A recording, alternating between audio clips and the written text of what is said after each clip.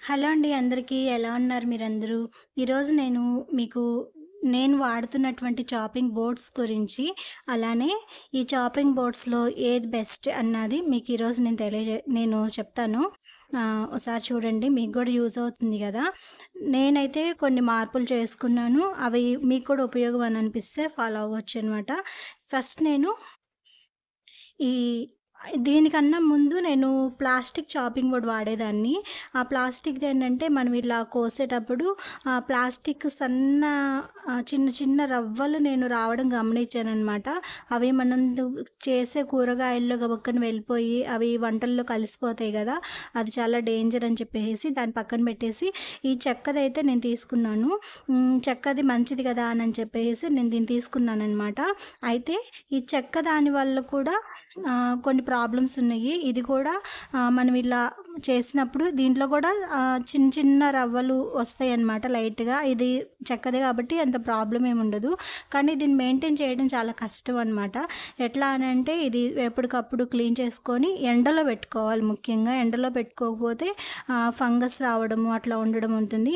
చెక్కది కాబట్టి కొంచెం ఫంగస్ అనేది ఏర్పడడానికి ఛాన్సెస్ ఉంటాయి. అంటే పైన గ్రీన్ కలర్‌గా అట్లాగా కొంచెం ఉండడానికి ఏర్పడతదనమాట.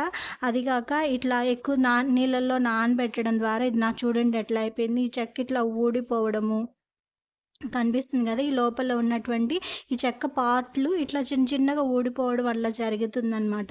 ఇలా జరిగింది. కొత్తగా మంచిగానే ఉంది. నేను ఇది వాడి గూడా ఒక 2 ఇయర్స్ నుంచి లేతే 3 ఇయర్స్ నుంచి వాడుతున్నాను. చూడండి ఇది ఇట్లా లెగిసిపోవడము. ఎప్పటికైనా ఫ్యూచర్‌లో ఇంక ఇట్లా మొత్తం ఒకవేళ లెగిసిపోయి అలా ఉండే ఛాన్సెస్ ఉంటదనమాట.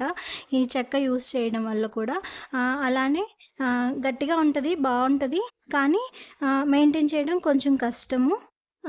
మనము చ్ చాకుతో కోసేటప్పుడు అట్లాగా చిన్న చిన్నవి రవ్వలు దీంట్లో కూడా రావచ్చు. అలానే దీన్ని ఎప్పటికప్పుడు నీట్‌గా ఉంచుకోవాలి. ఎండలో ఆరబెట్టుకోవాలి. కొంచెం మెయింటైన్ చేయడం అన్నది కష్టంగా అనిపిస్తది. కాబట్టి నేను స్టీల్‌కి కన్ స్టీల్‌కి మారాననమాట. స్టీల్ అన్నది నిజంగా చాలా బావుంది. దీనికి ప్రాబ్లమ్స్ అన్నది అసలు నాకైతే ఇంతవరకు ఏం కనిపించలేదు. దీన్ని నేను 6 మంత్స్ నుంచి వాడుతున్నాను. దీన్ని పక్కన పెట్టేశాను. ఇది పాడవుతుంది, ఇట్లా పాడైపోయిందని చెప్పేసని ఇట్లాంటిదే వేరేది మళ్ళీ కొత్తది తెచ్చుకున్నాననమాట. దాన్నైతే సీల్ గూడా చేయలేదు. సీల్ గూడా చేయకుండా ఇంకా దాన్ని పక్కన పెట్టేసేసాననమాట. దేనికైనా యూజ్ చేయొచ్చు అని చెప్పేసని. ఇంకా దీన్ని గూడా పక్కన పెట్టేసాను. ప్రస్తుతం అయితే నేనైతే దీన్ని వాడుతున్నాను. ఇది నేను డీమార్ట్‌లో తీసుకున్నాను. ఇది ఇక్కడ చూసారు గదా! రూ. 300 అనమాట పడింది. నేను ఇటువైపు ఉంది గదా! ఇటువైపు యూజ్ చేయలేదు. ఇది ఉంది గదా! ఇది స్టిక్కర్ ఉంది గదా! ఈ స్టిక్కర్ అలానే ఉంచుతాము. కొంచెం కొత్తగా అనిపిస్తది అని జెప్పేసని ఇటువైపు యూజ్ చేయకుండా ఇటువైపు యూజ్ చేశాను. చెక్క దాంట్లో గూడా 2 వైపులు యూజ్ చేసుకోవచ్చు. కానీ దీన్ని మాత్రం చక్కగా అప్పటికప్పుడు క్లీన్ చేసేసుకున్నా గూడా నీట్‌గా బావుంటది. దీనికేంటంటే ఇట్లా దేనికైనా గీతలు పడతాయి. ఇట్లా గీతలు కనిపిస్తాయి అంతే. దీనికి మించి ఏం లేదు. దీనికైతే నిమ్మకాయ చెక్కతైతే మళ్ళీ నిమ్మకాయ సగం రుద్ది దీని మీద అప్లై చేసి నీట్‌గా క్లీన్ చేసుకొని అంత ప్రాసెస్ ఉంటదనమాట. దీనికైతే అట్లా ఏముండదు.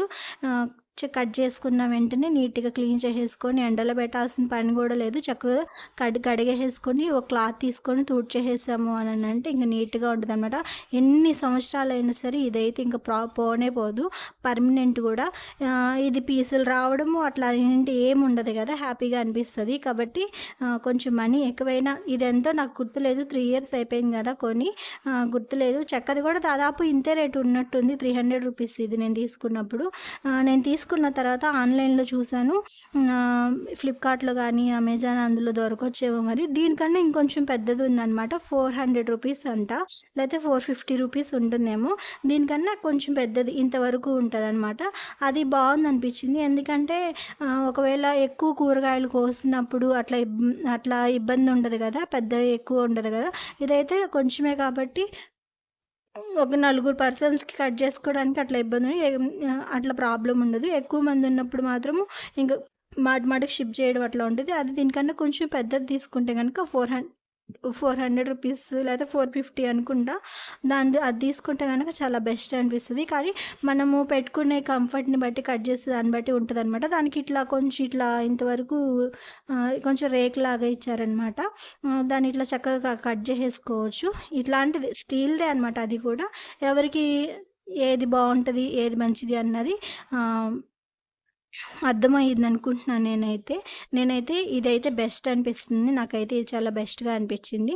కాబట్టి మీకు కూడా నేను ఇది షేర్ చేస్తున్నాను. ఎవరైనా సరే యూజ్ చేసేవాళ్ళు ఎవరైనా ఉంటే కట్ చేయాలి. మేమింకా కూరగాయలు వేరే దేంట్లో కట్ చేసుకోవట్లేదు అని చెప్పేసి అనుకుంటే గనక ఖచ్చితంగా స్టీల్‌దయితే ప్రిఫర్ చేయండి. చక్కగా యూజ్ అవుతుంది. ఎన్ని సంవత్సరాలనైనా సరే పాడవడం గానీ ఇంక అసలు ఏముండదు.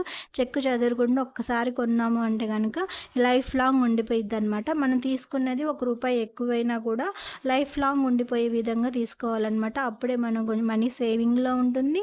అలానే ఆహ్ హెల్త్‌కి గూడా ఇంట్లో అందరికీ హెల్త్‌కి కూడా మంచిగా ఉంటుందనమాట. ప్లాస్టిక్ వాడేవాళ్ళైతే నిజంగా ఎం ఖచ్చితంగా దాన్ని అవాయిడ్ చేసేసేయండి. ప్లాస్టిక్ చాపర్స్ ఫస్ట్‌లో నేను తెలియక మ్యారేజ్ అయిన కొత్తల్లో అట్లాగా ప్లాస్టిక్ యూజ్ చేసేదాన్ని. తర్వాత అది కాదు, అది మంచిది కాదు అని చెప్పేసని తర్వాత చెక్క దానికి వెళ్ళాను. స్టీల్‌ది అప్పుడు నాకంత ఐడియా లేదు. లేకపోతే ఫస్టే తీసేసుకునేదాన్ని. 3 ఇయర్స్ మళ్ళీ చెక్కది యూజ్ చేసిన తర్వాత ఇంకా కాదు అని చెప్పేసి స్టీల్ దానికొచ్చేసాననమాట. ప్రస్తుతం అయితే నేను ఇదే యూజ్ చేస్తున్నాను. ఇది లేడీస్‌కి అందరికీ ఉపయోగపడుతుందని నేను ఈ వీడియో తీస్తున్నాను. మీకు ఎలా అనిపించిందో చెప్పండి. మరొక వీడియో అయితే మళ్ళీ కలుద్దాము. అంతవరకు బాయ్.